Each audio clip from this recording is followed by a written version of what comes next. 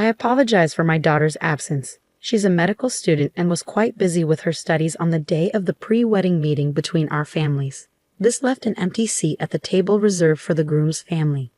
Noticing my concerned gaze, my in-laws apologized together, visibly embarrassed. Though I had urged her to attend, she didn't make it. My husband Daniel grumbled about his sister and respectfully lowered his head to my family. We reassured them it was all right, and they seemed visibly relieved.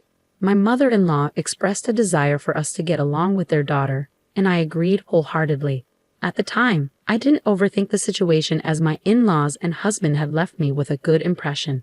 I naturally expected my sister-in-law to be the same. My name is Sarah, and I am 33 years old. I recently married my husband 2 months ago, and we plan to hold our wedding ceremony next year. Around the time of the family meeting, my mother fell ill and was hospitalized. So we decided to postpone the ceremony until she fully recovered. My mother had always dreamed of seeing me as a bride, so we decided to enjoy our time as a newly married couple for now, with me focusing on being a full-time housewife. Before I got married, I worked as a doctor at a hospital. However, the demands of the job took a toll on my mental and physical health, affecting my work and daily life. Though I wanted to leave immediately, I couldn't due to my commitment to my patients. With the support of those around me, I eventually resigned from the hospital. Perhaps a large hospital wasn't the right fit for me. While I was wrestling with feelings of inadequacy and self-blame, I met my husband. After dating for some time, we got married. My husband, who grew up in a modest family, was surprised to learn about my previous career as a doctor, but he saw me for who I was rather than focusing on my past profession. He promised to make me smile every day and worked hard to keep his word. I devote myself to cooking and housework to make my husband's life as easy as possible. His presence has been essential to my happiness and recovery. My health has steadily improved, so I'm thinking about returning to work and using my medical license again. Despite our happy life, there remains one concern: my sister-in-law. My sister-in-law, whom I haven't met yet, is a busy medical student according to my in-laws. We were supposed to meet her at the family gathering, but she couldn't attend due to her studies. She excelled in her exams on her first try, indicating her remarkable talent. My husband and I got married a few months after the family meeting, so we missed the chance to meet her. I hope we will have the opportunity to get to know her someday. One day, while my husband and I were out shopping in town, enjoying ourselves browsing furniture and matching tableware, we decided to take a break. Just then, we heard a woman's voice exclaim, "Hey, isn't that Daniel?" My husband turned around, and I followed his gaze to see a striking young woman in a low-cut dress, high heels, and a strong perfume. "Lisa, what are you doing here?" my husband asked. The woman, whom he called Lisa, stared at me, making me feel slightly uneasy. My husband introduced her to me. "Sarah, this is your first time meeting her, right?" "This is my sister, Lisa." "Oh, so you're Lisa. Nice to meet you. I'm Sarah," I said, politely bowing my head. Though she wasn't what I had imagined, I tried not to judge her by her appearance. As I reflected on this, my sister-in-law laughed mockingly. "Oh right, you're already married. So this is my sister-in-law?" "My brother is handsome and has a great income, but he married such a plain older woman." "It's a mystery," she said with blatant rudeness. Her remarks during our first meeting took me by surprise. It's true that my husband is 4 years younger than me, attractive, and earns a higher-than-average income working for a major pharmaceutical company. I can understand how someone who doesn't know us might think we're an odd match, but I was taken aback by her nerve in saying it directly to my face. As I realized my sister-in-law and I might not get along, my husband stepped forward to defend me and scolded her. "Hey, that's incredibly rude. You should greet her properly. You didn't even bother to show up for the family introduction because you put your own convenience first." She responded with a dismissive laugh. I had a group date that day. I was shocked by her explanation, thinking she was busy with school. Sensing that my husband was getting angry and that this could escalate into a fight between siblings, I decided to intervene and keep the peace. "Come on, let's move forward now that we've met today. Let's try to get along from here on out, okay, Lisa?" I said, hoping to diffuse the tension. She shot me a sharp look. "By the way, what do you do for a living?" "I'm going to be a doctor in the future, so don't get too comfortable with me." I was taken aback by her superior attitude.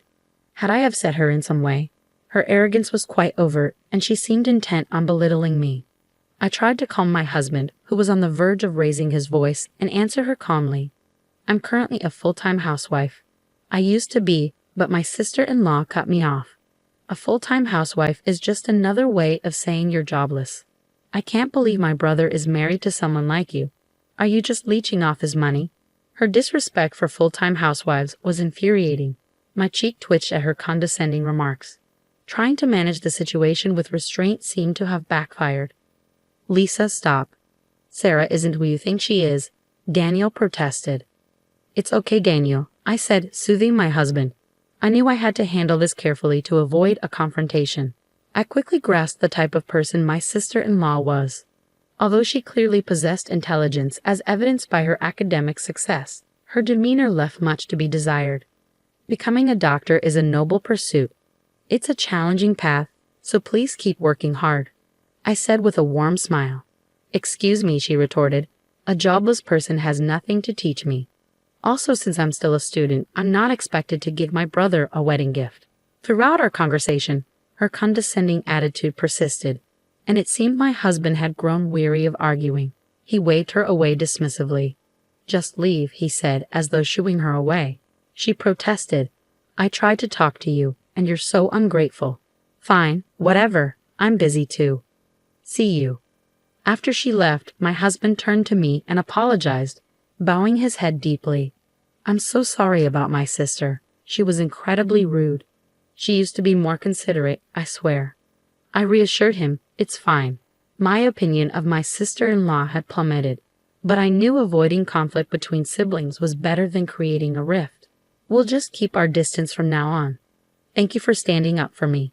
Let's have some tea and change the mood, I suggested, eager to leave the unpleasant encounter behind.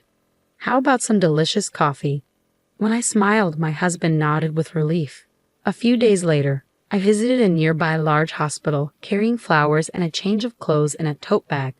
I knocked gently on the door of a private room. Mom, it's Sarah. How are you feeling? I asked as I opened the door. My mother greeted me with a happy smile from her hospital bed. I made regular visits to see her, assisting with her daily care and helping her change clothes. Today, she appeared to be doing quite well. My brother, Kevin, had just taken off his stethoscope and spoke on behalf of our mother. He works as a doctor at the hospital and is keeping a close watch on our mother's condition. Seeing his familiar face, I naturally softened and smiled. Hey, Kevin, it's been a while, I said. Yeah, he replied with a smile as he continued to jot down our mother's progress. I set the tote bag down and took a seat in the round chair next to my mother's bed. Dad was here not too long ago, but he had to leave for a conference, Kevin mentioned. It's too bad we couldn't all catch up while he was here. My mother chuckled at the thought. By the way, this hospital is run by your father. It's a bit surreal to think that I used to work here as a doctor, just like my father and brother. This hospital feels like both my childhood home and former workplace. After some enjoyable parent-child conversation, my mother began to doze off, murmuring, I think the medicine I just took is starting to work. I'm getting sleepy. I tucked her in with a blanket, and Kevin and I shared a knowing laugh, thinking she might have felt relieved. Leaving my mother's room, my brother and I found seats on a sofa in the lobby. Are you and Daniel getting along well? He asked me. I nodded, smiling. Yes, we're enjoying our time together. He chuckled and affectionately patted my head. He's always been a worrier when it comes to you, even after you got married. We were all concerned when you left the hospital. Meeting Daniel was the best stroke of luck, I admitted. His presence played a significant role in my recovery. As we continued to chat, a nurse approached my brother, and he excused himself. I'll be right back. Just wait for me, he said before disappearing to attend to a patient. Watching him go, I acknowledged that he must be quite busy being next in line to our father, the hospital director. Just having had the time to chat with him felt like a small miracle. Melancholy washed over me as I sat in a hospital, feeling the absence of my usual role alongside my father and brother. Suddenly, a familiar loud voice pierced the quiet. What's jobless Sarah doing here? My sister-in-law's smirk greeted me as I sat on the sofa. The emphasis she placed on jobless stung, but I maintained my composure with a smile. Hi, Lisa. I'm here to visit my mother. Since this is a hospital, could you please lower your voice? I requested politely, hoping to avoid further confrontation. As annoyance began to bubble within me, I found myself faced with an unpleasant encounter, inwardly groaning at the situation. Ignoring my subtle warnings, she continued speaking loudly. "Wait, your mother is in the hospital. I'm here today for my internship," she exclaimed, seemingly surprised. I had suspected as much from her appearance. It wasn't uncommon for her, being a medical student at a nearby university. However, I hadn't anticipated seeing her, and her attire seemed out of place for the setting. Glancing at her flashy makeup and loosely tied hair, I couldn't help but be taken aback. While I understood the time constraints of her studies, I wondered if she grasped the importance of professionalism, something I had prioritized during my time working as a doctor. I wore makeup too, but I prioritized cleanliness and kept it subtle to avoid making patients uncomfortable. I wondered if anyone had spoken to her about it. Looking around, I noticed a few medical students and doctors from the hospital standing behind my sister-in-law, their faces pale with confusion. Many of the doctors at the hospital were my former colleagues, and the medical students seemed to have just learned that I was the daughter of the hospital director. To them, she likely appeared as an audacious medical student being rude to the director's daughter. Concerned that my sister-in-law's loud voice would disturb the hospital's calm, I tried to suggest moving elsewhere. Lisa, could you please lower your voice? It's bothering people," I said. Lisa interrupted me with an exaggerated sigh, almost as if she was trying to provoke me.